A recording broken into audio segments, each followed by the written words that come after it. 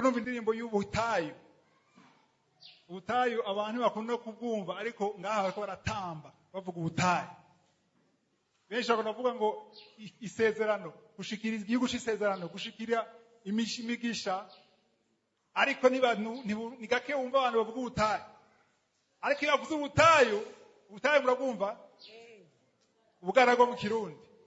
Ubutayu cyangwa ubugaragwa, iyo umuntu abuvuze avuga ibibi gusa kugira bupemwo.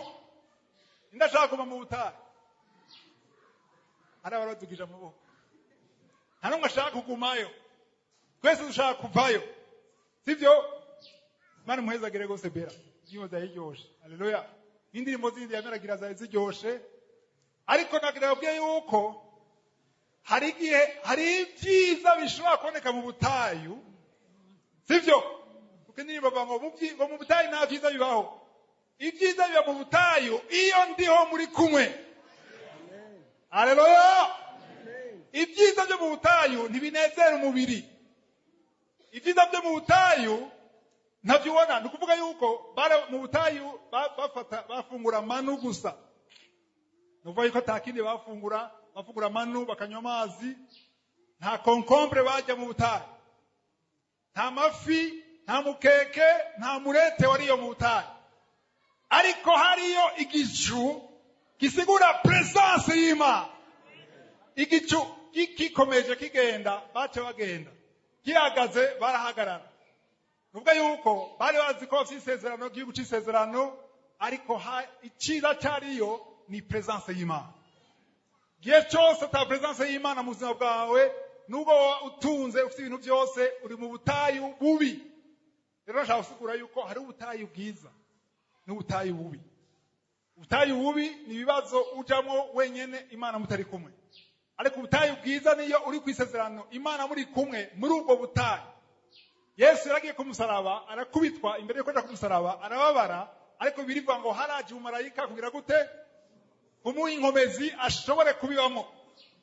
Ikigoye ni ibibazo ucamwo ata umumarayika yaguhaye inkomezi. Cyo gituma ukwiye gusenga uti ndashaka umumarayika uko bimeze kose. Hari abantu barasenga Imana, ndagusabye mu gitondo bakora senga. Ndasabye ntagira ikibazo kinshikira, nizo tubisenga wowe. Ndasabye ntagira ikintu na kimwe kiba, ibyo ngenda byose mbona ikiganza cyawe. Hagira ikibazo ugacavurira Imana, sivyo? Numusogera muri Yosuwa. Turavuga n'ibintu bijyanye n'ubutayu. Yosuwa cya gatatu, ariko tukatuvuge igihe bari mu butayu bashaka kugira gute? Bashaka kujabuka. Ubutayu bamazemo imyaka 40. Murabizi iyo nkuru twarize muri kuvayo.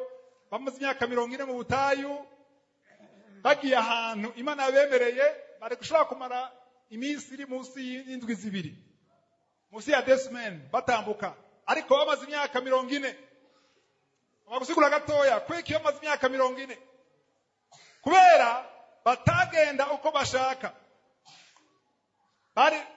Bakurikira umumarayika, bakurikira igicu ku murango, bakurikira inkingi y'umuriro mu ijoro. Nuvuga yuko igicu gihagaze bacahagarara, gikomeje barakomeza. Ari gihe byashika kikamara umwaka wose bari mu mahema n'uruzuba, ariko nta nzara yabica. Igitangaje musome muri Deuteronome gusura mu byagezwe, cyangwa gutega kwa kabiri mu Kinyarwanda, bagira baveyo mu gice cy'umunani. Usomye mu murongo wa 2 n'uwa 3 ngo igihe cyose ukabandanya ngo wagumye ngo wafunguye manu basokuru batari bazi, ngo inkweto cyangwa ibirato byanyu nigigeze bigira gute? Impuzu izaheze. Ninde ashobora kumara impuzu kahanta? Kuko mu cyo gihe mu butayu nta batayere bariyo, nta mamagaze yariyo y'impuzu cyangwa imyenda. Ariko bamaze imyaka 40, Imana yarinda izo mpuzu imyaka 40. Ariko rero kibabaje nuko abavuye muri Egiputa batashoboye kwinjira mu gihugu c'isezerano kiretse 2 gusa. Ntibinjiye kubera iki? Kweki batinjiye kubera kwitodomba, kubera kwidoga no gushafurira Imana. Inje kuto batevye, bwa mbere inje kuto batevye batinze mu butayu kandi batashoboye kwinjira. Urebye turabe ingene binjiye. Bageze kwinjira muri inkuru yose yo mu butayu, icyambabaje ni kimwe gusa. Kubona umuntu nka Mose atinjiye. Niwe yambabaje. Gusumba abandi. Abantu bagutuka, bakuvuma, bakukora, hageze kwinjira, Mose yarahabonye, ni hariya. Imana amubwira ati harabe neza. Ariko ntiwinjirayo. Kubera ki wowe si kwidodomba, kwenda kugarariza atakoze ivyo Imana musavye gukora. Aha turavye amaze gupfa, Mose yarapfuye apfira mu butayu. Abo bandi bose bapfiriye mu butayu. Abinjiye nabavukiye mu bugaragwa cyangwa mu butayu. Bamaze kuvukira rero Mose amaze gupfa, Yosuwa niwe yamusimbuye, niwe yamusubiriye. Igice cya mbere cya gatatu ushobora gusoma kuva ku murongo wa mbere gushika gatatu.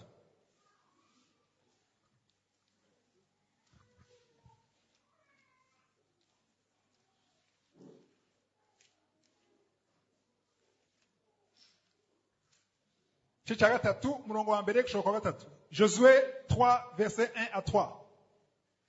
Bukeye Yosuwa arazinduka avana Ishitimu n'Abisirayeli bose bashika kuri Yorodani barara batajabutse.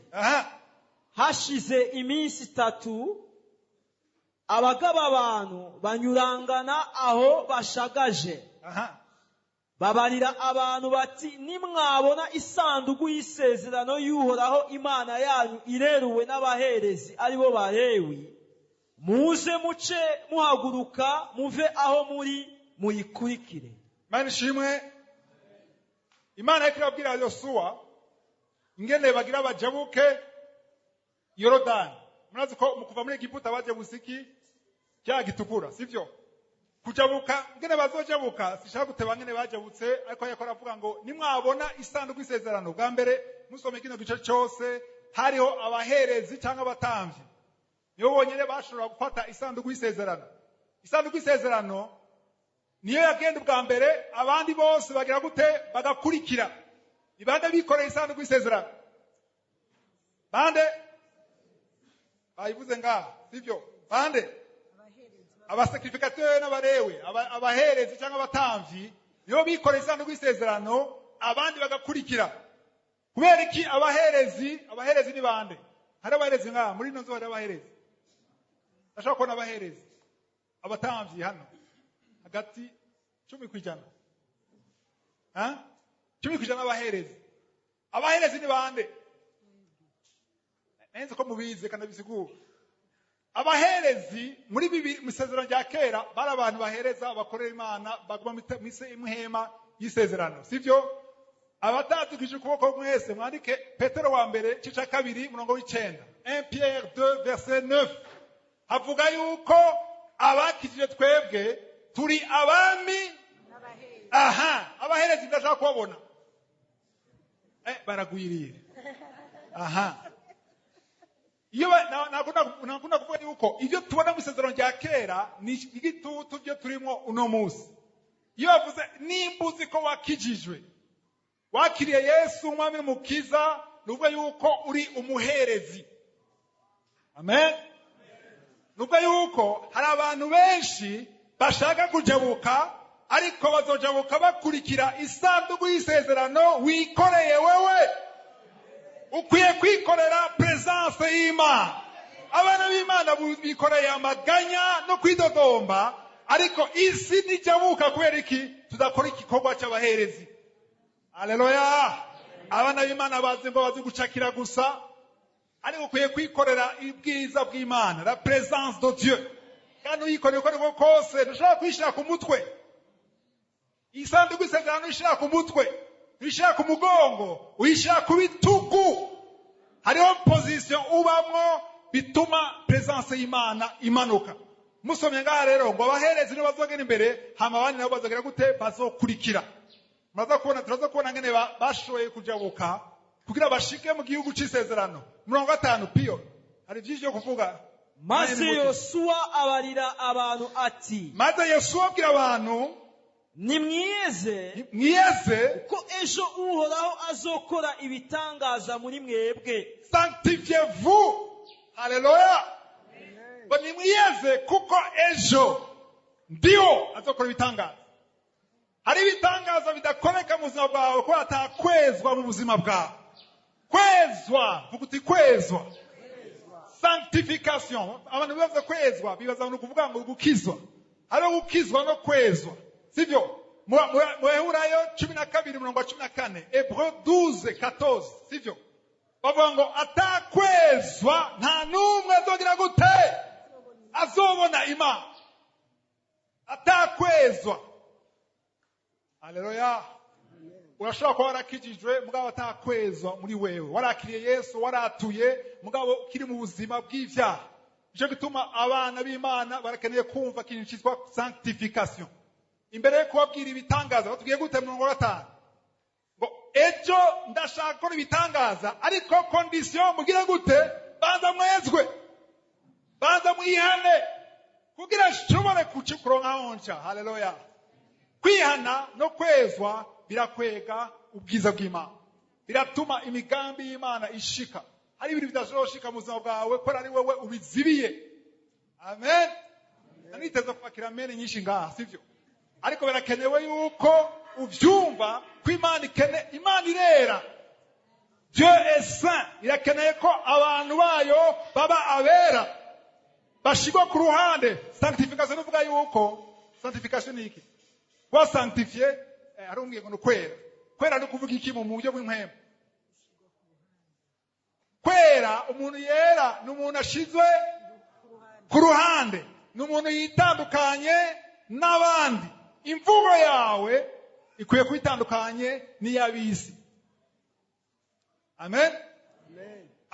Amavideo uraba muri telefone yawe ateye kwa amavideo ahesha Imana icyubahiro. Amavideo ashira hejuru satani nakwiye ko mu telefone y'umuntu yejejwe. Amavideo y'ubusambanyi, amafoto y'ubusambanyi nakwiye ko mu telefone y'umuntu ariko araja mu ijuru. Hari imvugo yawe, hari amafilme udakwiye kuraba iyo wejejwe.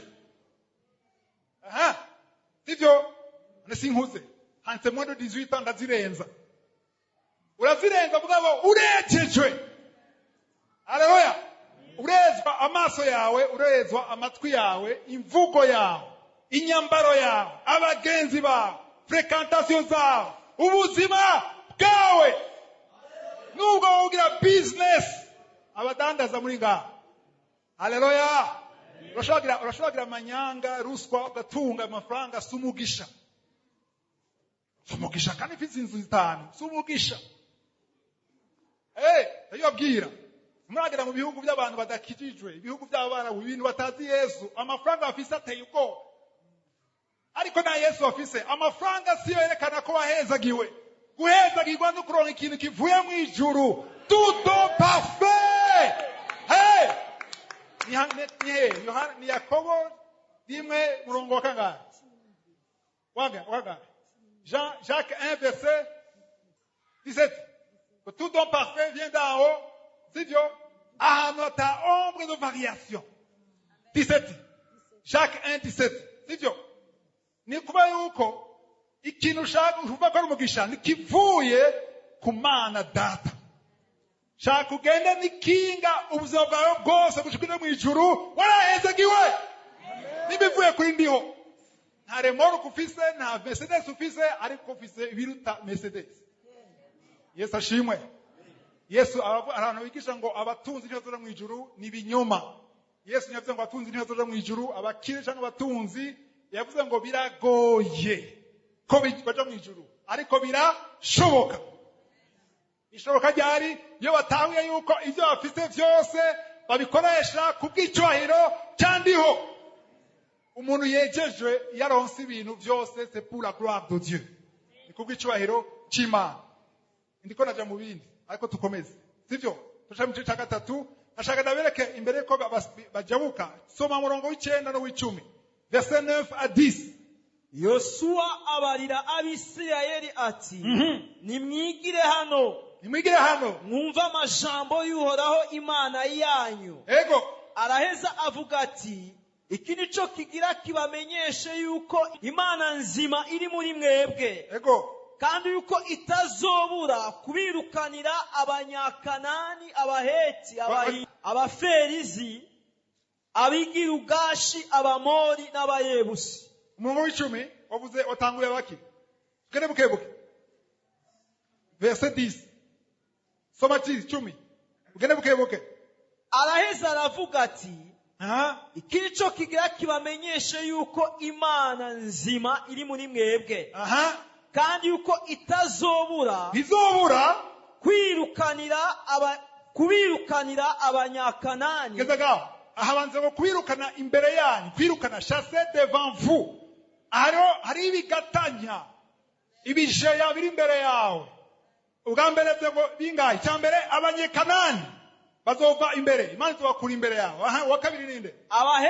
Abaheti, abahiwi, abaferizi, abagirugashi, abamori n'abayebusi. Bangahe? Maruye 7. Ibigatanya indwi, kimwe, bibiri, bitatu, bine, chiffre ya plenitude. Haleluya. Muri ibyo bihesi, bikanani, bicherubi, ibijebusi, turashobora kubigeranya uno munsi mu buryo bw'imwemu n'ibiki, n'ikigatanya cyitwa seriba endurci, ingumba, umupfumo, ukutabyara, umukoshi, chômage, masturbation, ubusambanyi, ishari. Icyo byose uravye muri jindwi harimo icyo office. Hari ibyo ufise ubundi adafise. Hari ibigatanya imbere yawe cyakunaniye kuva imbere, cyangwa ko ari icyaha cyanze cyakwizingiyeko. Ariko ijambo ry'Imana yatuwe gute umurongo w'icumi? Yavuze gute? Ngo umurongo w'icenda, ngo nimuze mumviriza amajambo y'Uhoraho Imana yanyu. Siko ngo muzomenye Imana kuri hagati yanyu. Umviriza, ngo nimwamenya, associez vous reconnaîtrez que le Dieu vivant est au milieu de vous. Muzomenye ko Imana hagati yanyu niyabica umutwe ibyo bigatanya biri mu buzima bwawe. Imana ishimwe. Haleluya. Ni byiza ko tuvuga ibyerekeye kwezwa. Anda kumusubima gatoya zo kwezwa. Ntushobora kwezwa udakijijwe. Ubanza gukizwa. Ubuzima bwawe, ibintu vyugaye, ibigatanya imbere yawe, ukwiye kubanza gukizwa. Nimba uri ngaha, ukwiye kuva ngaha kijijwe, kugira ushobore kuja nandiho cy'umutwe ibigatanya imbere yawe byose. Hanyuma uzoronke n'uburenganzira bwo kuja mu ijuru, ubugingo budashira. Naratahuye ikintu kimwe, gukizwa ni mu mutima, ukatura bivuye mu mutima. Nimba uri ngaha, uze kuva ngaha urazi umukozi w'Imana, yo kora soma nyene, piyo. Umwegere agufashe, haleluya. Naratahuye yuko igikuru nuko umuntu wenyene avuga ati ndashaka gakiza. Namaze igihe kininiya ninginga abantu nk'abasera. Ndashaka wature, simba ngaho udatuye. Ukarindira ko avuga, ukamubembereza kugira risore. Aho bikoze muri mwebwe. Ukamukurikira ano urugendo nagize atura. Bigutwara iki? Atura, biroroshe. Benshi nabonye batura ariko bagoma mu bwa buzima. Benshi nabonye batura bari mu kaburego bagoma mu kaburego. Ariko ndashaka wewe wumvise wemezwe mu mutima wawe utsinzwe uvuga uti ndashaka kuba umwana w'Imana, ndashaka kuba umuherezi, ndashaka kugira ubuzima bwejejwe, uze kwegera umukozi w'Imana. Atanu maguhase wewe nyene wahisemo. Nimba uri kuranyuza ku radio uze gutelefona ku nimero, nimba uri kuri internet wandike uri WhatsApp uvuze ndashaka Yesu. Nturondere Yesu ugira uca umutwe ikigatanya gusa. Yesu gambere murohondura uronke garantie kuja mu ijuru. Cyo gikuru. Cya kabiri, Yesu niyaza muri wewe, haleluya. Niyaza muri wewe, niyaza kugira ati ntacyo ibyo bigatanya bireke kazi muri kuraca mu ijuru. Sivyo. Ntuzemera ngo ntacyo gatanya mu ijuru. Ndashaka Yesu niyaza muri jewe, ikigatanya cyose kitari mugambi w'Imana. Ndabisubiramwo, kigatanya cyose kitari mugambi w'Imana. Ikigatanya cyose kimbuza kuja mu by'Imana yaneguriye kigomba kuvaho. apana kubera jewe ariko kubera Yesu ari muri jewe. Nimurabitahura. Tatani na gutinya abana bivuga ngo turakijijwe tubaradutinya. Ntabatinya araba uri muri wewe. Niyasanga uri muri wewe ari munsi yiwe aragukubita. Amuvise muri Bibiliya bakubise bataha batazambaye ngo mwizira rya Yesu umwe Pawulo avuga bayo zibanza kumuraba. Turamuzi Yesu, Pawulo turamuzi, wewe urinde ko tukubona mu kiganda cyacu ngo barakubiswe. Abana b'abaherezi barakubiswe, mugane bari bakijijwe, barakubiswe bataha batazambaye. Kubera iki? Bari bazi ngo muzingo dayimoni ngo itinya gusa izina rya Yesu, ariko si izina yivuye mu kanwa kare kose rishaka uwo Yesu wizera. Urinze uvuga Yesu wizera harimo ubushobozi muri amajambo uri kuravuga. Imana ishimwe. Amen. Rero ibintu byose kiri imbere yawe kirashobora gusambuka. Hari ibintu wasengeye igihe kinini yawe warisonzesheje, wariyirije, waranabivuyemo, ariko ndagira kugira yuko niwe wafata position y'umuherezi. Haleluya. Ukiyeza ijambo ry'Imana nimba ari ukuri bitegeza kuba. Bishobora kutavuga nyene ariko biteza kuba ko ari ijambo ry'Imana. Haleluya. Jewe narize yuko nawangira ni Satani azakora ko arambesha mbwa nti urahumba ijambo ry'Imana n'ukuri. Navyo mbona ubu ntanasinye mbona ntanagacu mbona ariko ijambo ry'Imana yari hagazeko. Imana ishimwe. Umurongo wa 14 so umurongo wa 14 manuke buke ndaguhaga gushaka 15 14 aramwishyura ati ehe. Imbere bagira nasimvye gatoya tubone ngene bajabutse. Aramwishyura 14 verse 14 abantu barasohoka. nuko abantu bashingura amahema yabo kugira ngo bajabuke Yorodani. Kandi abaherezi bareruye isanduku y'isezerano babitangira imbere. Wumvise abaherezi bagira gute? Babitangira imbere kugira igitangaza gikoreke, kugira amazi yuguruke. Byasaba ko hagira abantu baje imbere. Isi irarinde ko tuyitangira imbere. Haleluya. Birabaje ubonye abana b'Imana barindiriye ab'isi ko bagira icyo bakoze. Icyoma naka kabwira gutya. Icyoma naka kaba umutegetsi ahana. Ko turonka gahengwe abana b'Imana biteze isi ab'isi. Ariko mwe kumenya yuko abana b'Imana bakeneye kwitanga imbere. Nimba wowe ukijijwe hari abantu umuryango wadakijijwe ntuzorindire ko aje bagufasha bobo. Banzu bitangira imbere. Banzu ugira icyo ukoze wowe nk'umuherezi. Babitangira imbere. Abasigaye baragira gute? Barakurikira. Bandanye. Nuko abo baherezi bareruye iyo sanduku bashika kuri Yorodani. Maze bagihonyoza ibirenge vyabo aho amazi agarukira. Ni 15. Usome 15. Kenze ngo maze bagira gute? Bagihonyoza. Biyo mabanda basengera kuko murankurikira. Bakigira gute? Wamusura mutavuze basi. Bagihonyoza ikirenge hehe. Era mko muraba Yosene. Hari amazi Yorodani nayibonye. Amazi ahagaze, amazi asuma. Ariko baraje gutya batarashira neza ikirenge. Ntibari bwashira ikirenge ariko barakojejeyo. Mu Gifaransa bavuze gute? Mu Gifaransa bavuze ngo abaherezi bari bikoreye isanduku bashitse kuri Yorodani, hanyuma ngo et leurs pieds se furent mouillés au bord de l'eau. Urumva? Aha bavuze mu Gifaransa. Ikirenge cyabo kigitangura gutota. Batarahonyerayo kigitangura gutota gusa. Hejuru y'amazi. Singe mu byumva. Sinzi nabwire je mugiye Imana kwimba karaba neza. Bagitangura gutota gusa haci habiki amazi yagira gute? Bio yagira gute amazi ava ruguru. Aca arahagarara. Yirundaniriza aharinganiye. n'igisagara cyitwa Adamu kibangikanye n'isaratani kure y'aho bagomba kujabukira. Komeza 16. Bandanya ushaka kuri bandanya uheze. Kandi ayo hepfo atembera mu kiyaga cyo mu kiyaya cyitwa Araba. Arico kiyaga cy'umunyu arakama, nuko abantu bajabuka batumbereye i Yeriko. Amen. Haleluya. Ngomba kwasangiza ivyo muhemu Imana yanyigishije kuri kino gitsomwa. Nasanze mu majambo yose muri Bibiliya hamari ikintu cihishije. Nako nasoma ngaha anasomye kenshi ubuso ndasura ndahasoma.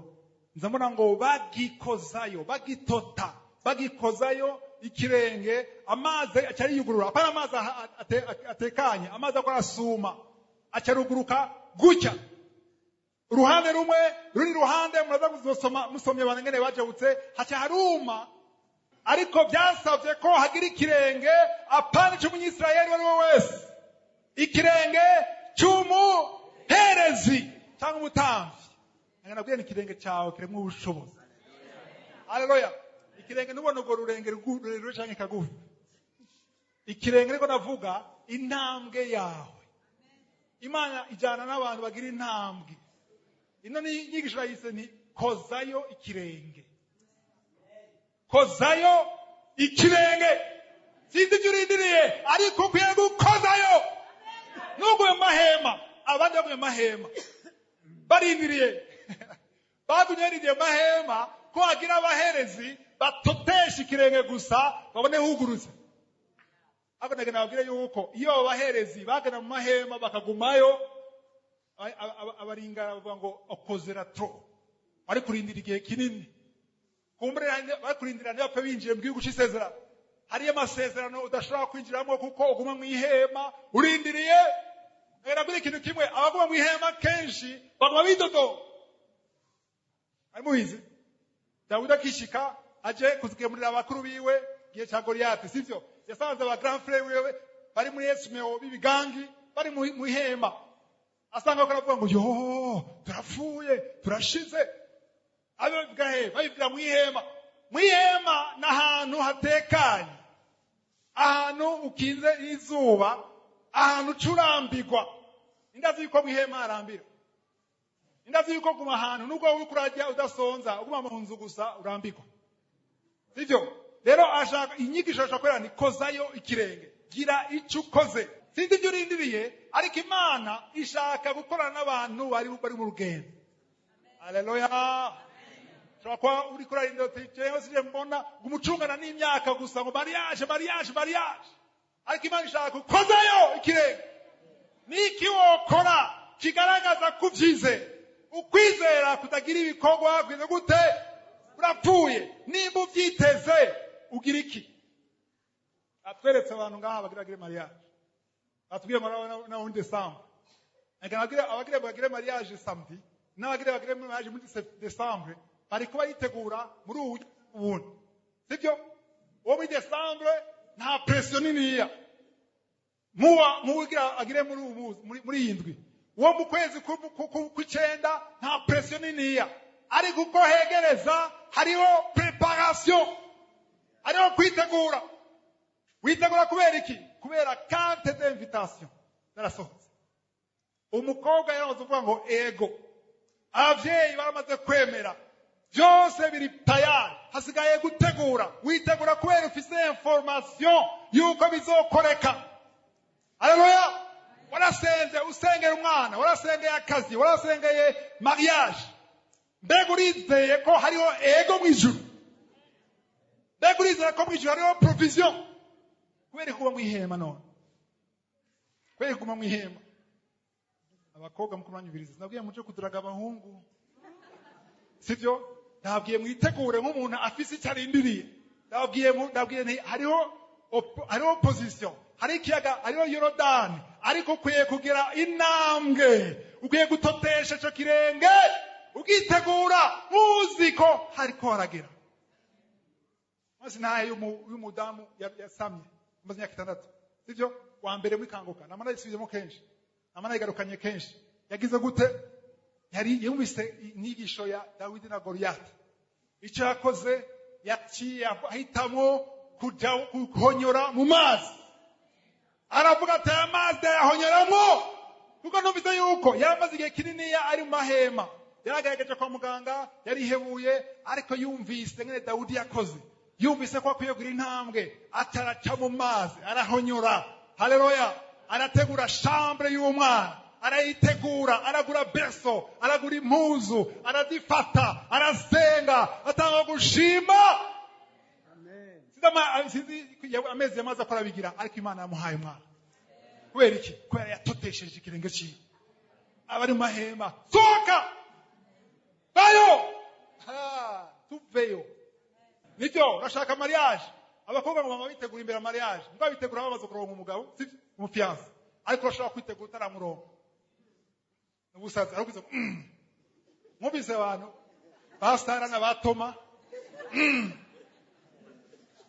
Iyo uyivugira mu hema. Ushaka ngo uri mu mazi. Umuntu ayizagana mu mazi aba yiteze vuga uti kwitega. Ntabwo biteba. Uravuga uti uwambiye wabimbariye ni muzima kandi abesha. Ibidashobokera abana b'abantu bishobokera uwaremye isi n'ijuru. Haleluya! Ndiko ndabagumura, ndiko ndabahanura, kuko ibi ndiko nababwira n'ivyo nakoze jewe, sivyo? Ubuzima bwanje bwabaye gutotesha ibirenge. Urashobora gutotesha ikirenge amazi ntiyuguruke, sivyo? Ariko nabwira ikintu kimwe, natuguruka birahimbara ndiho asaka abahizi. Amazi ashaka kutuguruka kuko ataragera, ariko ikirenge gumizayo. Haleluya! Gumizayo. Imana ishimwe. Ashaka kubwira ikintu kimwe, abantu abajone hari abajone ngaho bashomeye. Birabishe kutuza kuba ku mushomeri, barahari ndazi ko bahari. Hari abakoranyiriza bashomeye, apana abajone n'abakuze n'abapapa babashomeye. Ariko bava mu cyumba kimwe cy'amasengesho mukindi ushaka akazi gusa, ariko udatotesha ikirenge. Yumvira umuntu ashaka akazi, akavyuka saa 2 saa 3 yayura nta kazi, naradepoje ntibaranyishura. Ariko gutotesha ikirenge nugira icyo ukoze nk'umuntu ashaka akazi. Imana ishaka umuntu akora. Abantu bose Yesu yatoye, ba Petero bande yabasanze ku kivi. Ariko nabibwiye muvuye umutipe na wewe woza gukorera ubusa. Turi kuvuga umushahara, ndiko mvuga gukora. Nimba ufise energy, nimba ufise amaboko, nimba ufise umutwe, kora. Yavuze ni kora. Genda udodore. Usaba gukora, wowe ati je naje gukora ni mu mpemba, nzagukora.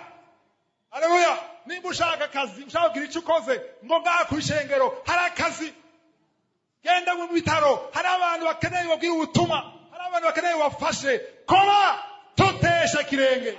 Imana ishaka abantu batotesha ikirenge, azokoni kurakora avuga ati uwo niwe nshaka. Ushaka kurindira we mwihema urigaragura ngo Mana byatevye wampevye uri umubeshi. No, totesha. Kozayo ikirenge. Ya mkomna zaki. Biko birinjira? Biko bapenetra. Haleluya!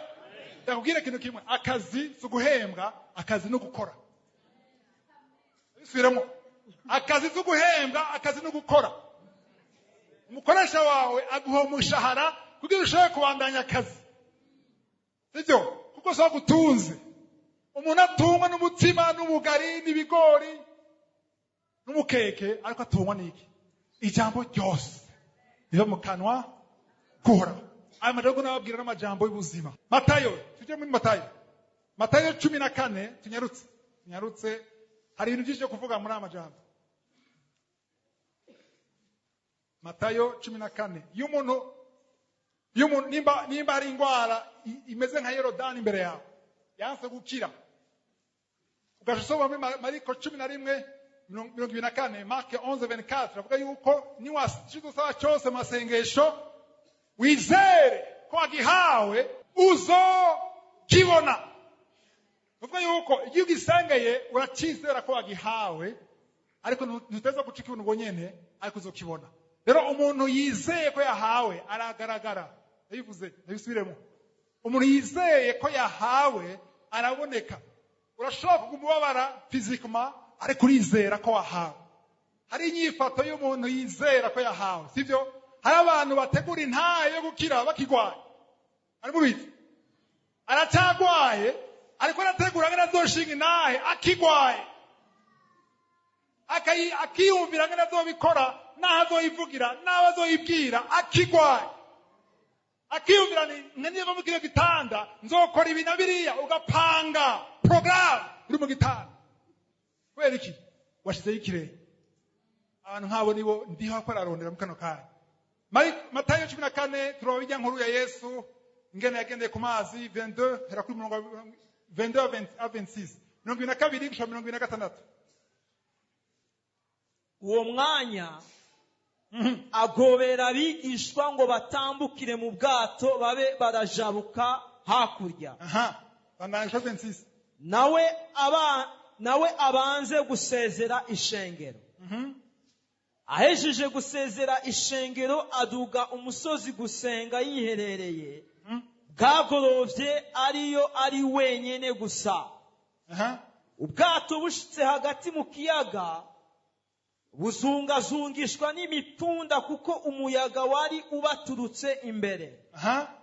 Buri mu guca aza aho bari agendesha amaguru hejuru ku kiyaga. Abigishwa bamubonye agendesha amaguru hejuru ku kiyaga basimbwa n'umutima bati ni gihume, bahingishwa agashitsi n'ubwoba. Piyo wewe ubonye igihume wovuga ngo ni gihume. Iko vuga ya gihume. Baba kominduro barasamara ni gihume. Barasemerera ni ubwoba turapfuye turashize. Manishimwe gukoma induru n'ubwoba. Hari abantu ushobora kuvuga ati nta singira nkoma induru gutyo ariko ushobora kubikora koma induru umutima. Situation iteye ubwoba, ibara riraguye, karabaye. Benshi uraguca hehe uno munsi? Ndara hehe? Ngaburira iki abana? Mbega ubuzima ko byazongera buvamwo? Ugasiko iyo nduru kurakoma ndagenda ko ngene Yesu akwishura 27 verse 27. Yes. Uwo mwanya Yesu arababwira ati humura. Humura. Ni jewe nimureke gutinya. Haleluya. Yesu akabwira ati humura ndahari. Azari awa.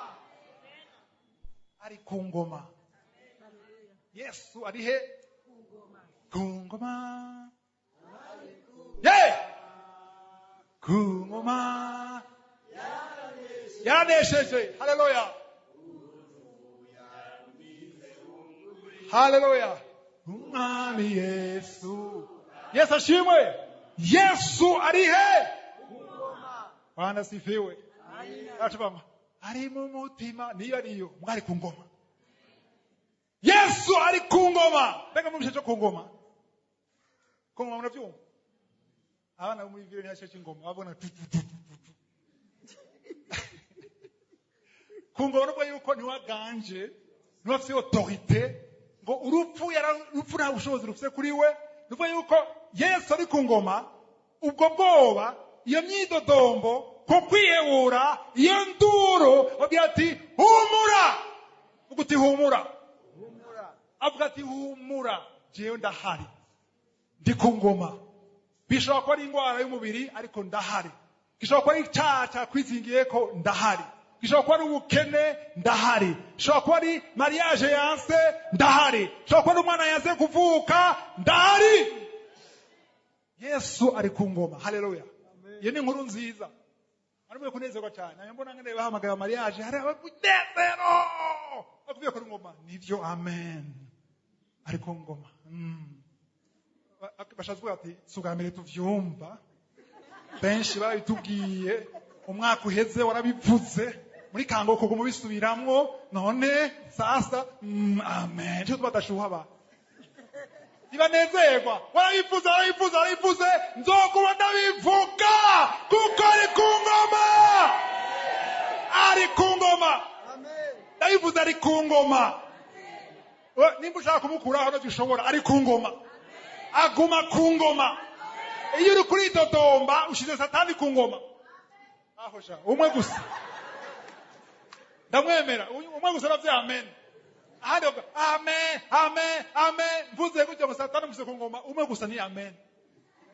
Umwe gusa yitahuye. Fake bitavye amen none. Dabaza. Fake ravye amen menshi. Mvuze yuko umuntu yidodomba ashira Satani ku ngoma, abantu bose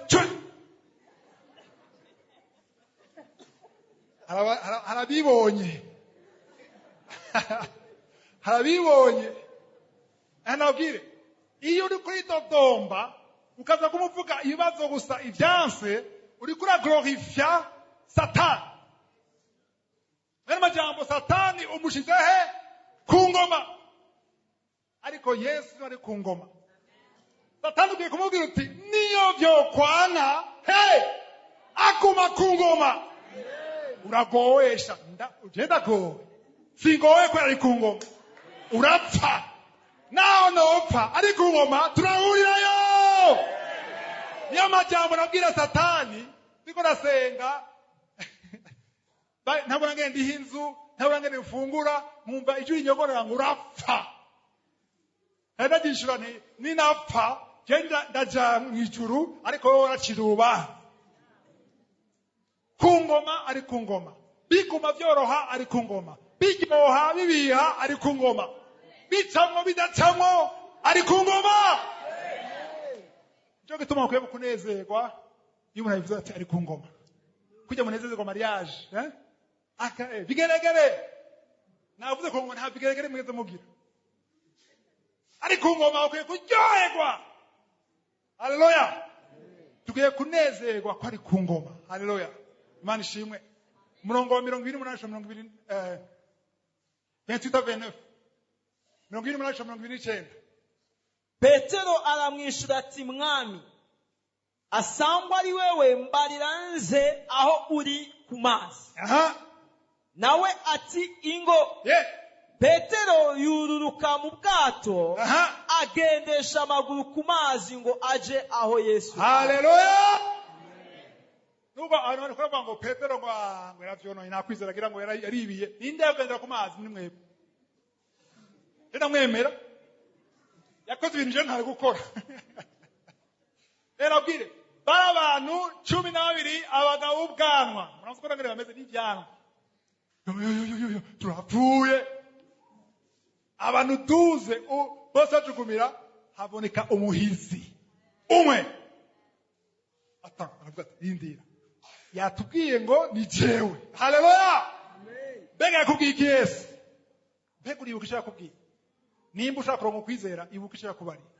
Yivugiye wenyene ngo ni jewe humura.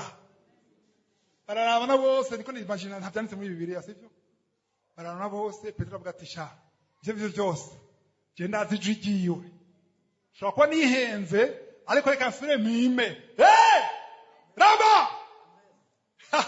Nimba ari wowe ndakuzi. Ukuti ndakuzi. Bega Yesu ramuzi.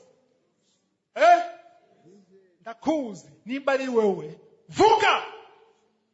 Umpamagare nchanza. Kwe katagiye ubwa yanse kwiboma. Muko bakristo benshi biboma. Bakiyadukiza. Petero nagiye ku mazi. Naye ndagiriyeho. Hari ijwi umuvise. Yesu amubwiye ati ingo! Siko, ntiyavuze ngo vene! Kuko 11 ni bari qualifié kugendera ku mazi. Uko rero benshi ngaba batari qualifié kubona igitangaza muri umwanya. Ariko wewe gusa, wewe wavyizeye ingo bisigura iki? Bisigura gutotesha ikirenge. Amen. Acara manura ikirenge ciwe aragitotesha. Yemwe ni Yesu ko itatos. Yamaze abona nti kubi birashoboka. Ashaka kuguru kwa kabiri. kuguru kwa gatatu bavuga ngo yaragendeye ku mazi siko yaragendeye ku mazi ko niyivura ngene yagendeye ku mazi bwa mbere agira ubwoba amona Yesu agiye cyose agendeye ku mazi yakoraba Yesu amaso yashyize kuri Yesu mbega amaso yishize he amaso bagize ubwoba kubera iki bagize ubwoba kubera imipfunda tampeti ibihusi umuyaga ibyo bintu byose amavage ibintu byinshi umuyaga ibintu niyo byateye ubwoba atara kuri amaso babantu bose 11 bako arabyo bintu byose ariko bavuga ati nimba ari wewe mpamagara amuhamagaye cyaragenda icyo yakoze niki yaciye mu kirenge haleluya inyigisho avuye ko yitwa gute koza y'ikirenge abantu bageneye ku mazi ni wewe nyine yakoze y'ikirenge aratambuka ashira grapa ya mbere ya kabiri rero ko yaciye atanga gusimbagurika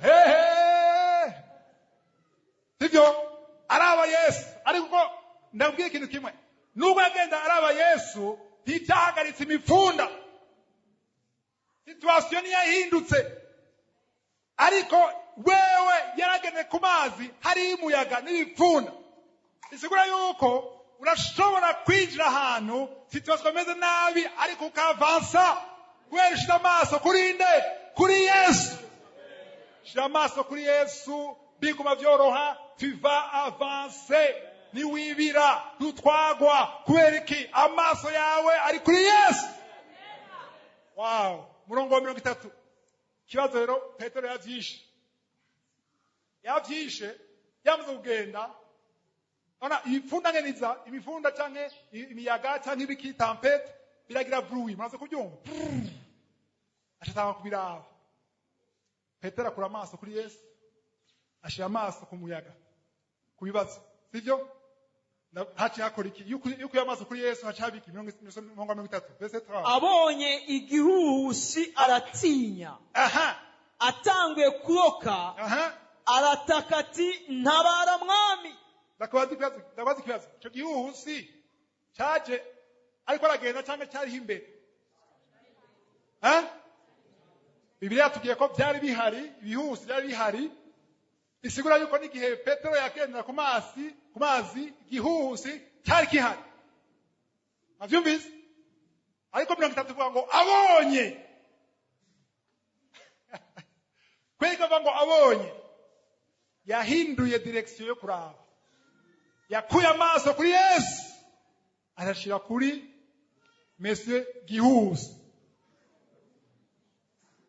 abonye igihuhusi bacagira gute ataratinya arama etape nimvuga ngo aciye yibira nece yibira yabonye igihuhusi hera etape ya mbere yashize amaso kuri Yesu aragendera ku mazi siko kiri gitangaza no munsi turakivuga sivyo ariko filimi hera nayo bavuga filimi hera nayo yumu eho bamwishe urababara sivyo kankana niwe bakamufata nabi urababara yatanguye neza ari mu superstar sivyo hanyuma yashize amaso kuri Yesu aragendera ku mazi aho hose igihuhusi kirahari sivyo hanyuma akuye amaso kuri Yesu ashize amaso ku gihuhusi etape ya kabiri ya gatatu acagira iki acaratinya yene gatatu ya kane acaribira kiro ni kubira banze gutanga nukwibira ese 30 acharoka asukoroka gusa il commençait à s'enfoncer yatanguye kwibira yinja mu mazi mani majambo yasomenuri kubera iki kubera ikintu kimwe gusa yakuye amaso kuri Yesu ashira amaso ku gihuhusi cyo gihuhusi cyawe rero impanuro ndaguha nugukura kwa amaso ku cyo gihuhusi kura amaso ku cyo gihuhusi amatwi yawe azocumva muri amaso yawe ntakira ubwo muraba Yesu ibihuhusi murabizi n'amajambo kenshi abantu bavuga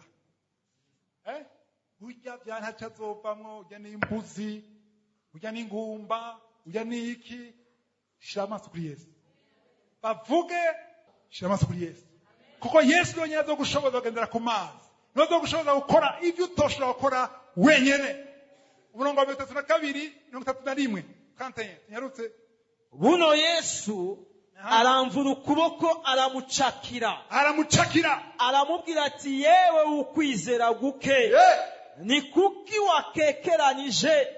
Imviriza jewe aha nkisoma kera navuga nti Yesu aramurenganije niko navuga jewe base kumubwira ati wagerageje basi ku bantu 12 wewe omwetwa ndagira Imana ibona nko twe tubona sivyo.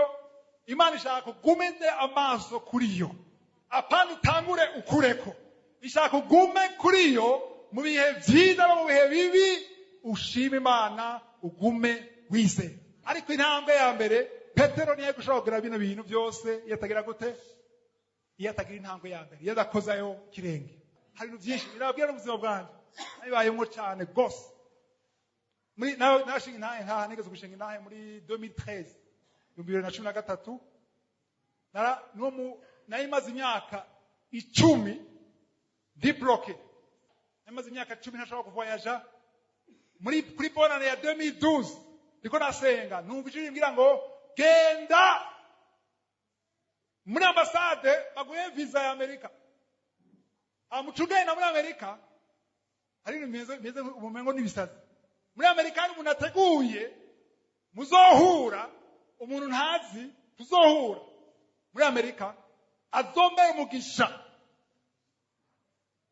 Jeni kemaje nyumvira nta tike y'indege mfise vuze nta tike y'indege mfise numujimira ati kora ibyo ushoboye kora ufite yanyishigisa ufisiki na byo biswa munsi bukeye na mipafe kugura passport ndagura passport cyane kuri internet nagira invitation abantu bose kambira ati uragwaye mu mutwe atabanyamika suko nukushaka kugenda gutya ngo baguhe visa biragoye biri compliqué naga nti je ndazi cyo numvise avuze ngo ingo haleluya nukeneye ko azana marayika ngo uterure ngo ucuza sivyo nakona ya miryango kwa airport cyangwa kuri Bujumbura ni hehe siko bigikora gacakora muri Suruete Suruete cyakora umuryango wawe uyugurura wegereye biradara fushi birashakora wegereye kozana umuryango urageze wikiyo maze kubibona namaze kubibona ujya muryango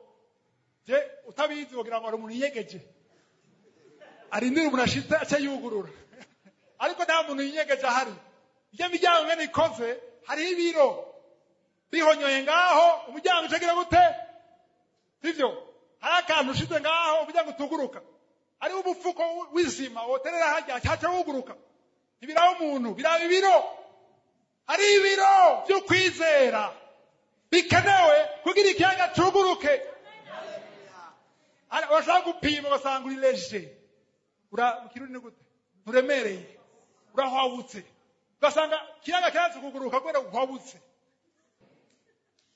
Petero atanganye ibiro byinshi mu nzira biragute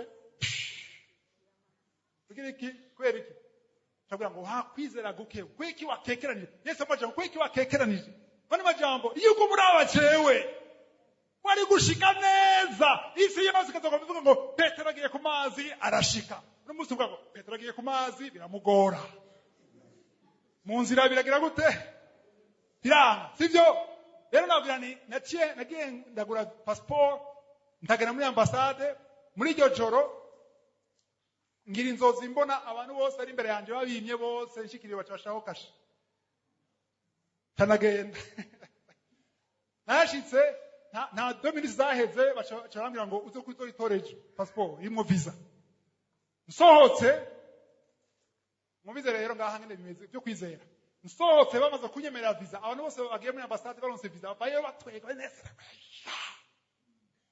Yesu ukameze kujya kuri bambeki tikizo bahe nasuye kwa nka Petero ndiko ndibira nageneye ku mazi none ntangoye kwibira ku buryo nsohotse hari abantu babarindiriye hajya anye babone uvuye kumukura mu maso bose babona ngo yabuze bukeye turahurira rero tugiye gustora amapasiporo abaronse ko bose bavugiye rimwe ngo wowe wararonse kwasi ko turavuga ngo yo baramwimye kuko ntari bazi yuko namaze kwibira kubera gukekeranya gusa ariko nasubiranagira ukwizera Imana irabikora Imana ishimwe. Ariko rero ambuye ngo wakekanije kubera iki duheze harageze kandi ya 33 turangiza 32 à 33. buriye mu bwato umuyaga uraca abari mu bwato baramupfukamira bati ni ukuri uri umwana w'Imana. Haleluya. Reka nabwiye yuko Petero igituma Yesu yamutabaye bivuga ngo yaciyamu ikiganza aramufata. Sivyo? Nimba arafashe umwanya gutambuka ashobora kuba yari ngaha Yesu ari kuri ya dirisha. Murabona kuri ya dirisha hari nk'imetero zingahe? Metero 30. Hanyuma yuko aragenda Yesu Petero byamugoye yashitse. Byamugoye ageze ahantu Yesu ashaka gufata ikiganza. Nta namwe avuga yuko Yesu yaciye agenda kumusanga ahari. Yesu yagumye ahari. Petero aragenda ashika muri zone. Haleluya. Si phase de réparation muri football. Hariho zone ya miracle. Hariho zone y'igitangaza ushobora kutarashikamo. Iyo zone washikamo nawe bikugora ari hafi. Arashaka kugira intambwe. Hari ahantu ukwiye kugera nubwo wogira ingorane washitse hajya ahantu nta kibazo. Ntugire ingorane hariya kure. Genda sohoka. Barangije ngo barashitse mu nzu. Yesu aramufata ikiganza ambwira ngo wakwizera gukemwe ashamufata baca baragenda kandi bashitse gute mu bwato ntacyo bavuga ngaha ariko niyamushyize ku mugongo. Yesu yamushyize ku mugongo Petero kandi bagurutse bagendeye ku mazi. Haleluya. Biroroshe genda mufashe ikiganza cya Yesu. Biroroshe genda gitangaza kiroroshe. Amen. Bashika mu bwato babagabo b'ibyanwa 11 harimo na Toma babonye bashitse bacha bakora iki? Bacha bafukama bose ko twasomye adoration. Ubu rero paradukekeranya ote gutega piyo ngo turemeye ko nukuri uri umwana w'Imana. Hara twabyumvise ariko ubu turemeye ko uri umwana w'Imana. Nyaza ko Yesu anezerewe ni adoration. Nyaza ko yamunezereje. Adoration y'ivyo ubona ni kanga Yesu. Adoration y'ivyo utabona. 2 Corinthiens 5 verset 7. Niturongorwa n'ivyo tubona, turongorwa n'ivyo twizera. Ni wapfukamba akavuga ati ndakwemera kubishobora. Hari ibipfunda, iyo pfunda ryamaze kuzima. Kandi babonye ko Yesu yaje, bafukamiye mu bwato. Ariko ntibigeze bakozayo ikirenge. Ijambo rya nyuma, kozayo ikirenge ndiho abaho umugisha. Haleluya. Kadusenge turangiza. Mana shimwe. Nizeye ko inyigisho igira ikifasha mu buzima bwawe. Amen. Nagomba kure gusanga ndangiza. Umuntu ashaka ko ndamusengera kugira by'ukuri ashobore gukoza ikirenge. Nivyoroshe. Nivyoroshe gushaka ikoza ikirenge ubona imifunda. Ubona igihuhusi biragoye. Umuntu avuga ati ndashaka ko ndongiza umezi uhaguruke dusenge umwanya mutoya. Turangiza. Mana ndagushima kuri amajambo twumvise. Ndakweretse umuntu wese ahagurutse. Na jewe ndimo ndasavye uduhe inkomezi. Udushoboze kudatinya. Udushoboze gukoza ikirenge. Udushoboze kugumiza amaso kuri wowe. Nivyo hazoza ibihuhusi. Nivyo hazoza imipfunda. Hari byinshi biteye ubwoba. Bituma dukekeranya. Bituma ndaguha icubahiro. Ariko dushoboze nubwo amatwi yacu kuba byinshi. Ariko dugumiza amaso kuri wowe. Kuko ari wowe gusa ushobora kudutabara. Ndagushima Mana. Ndakweretse umuntu wese yahagurutse. Ntagire n'umwe Mana asohoka nk'uwo yaje. Ndakweretse ariko twumviza kuri radio, ariko twumviza kuri internet. Nawe nyine wagendere. Urakoze Ma. Haleluya. Urakoze ku muntu yaje ngaha yiteze gukira azamara yabohotse. Ndagushima ku muntu agwaye kuguru kwibafu azakuba ngaha yakize. Ndagushima ku muntu afite ikibazo ma intestin abanga yakize. Ndagushima no by'ibisonga mwibere abanga yakize. Icubahiro n'uganza bibi byawe mu izina rya Yesu. Amen.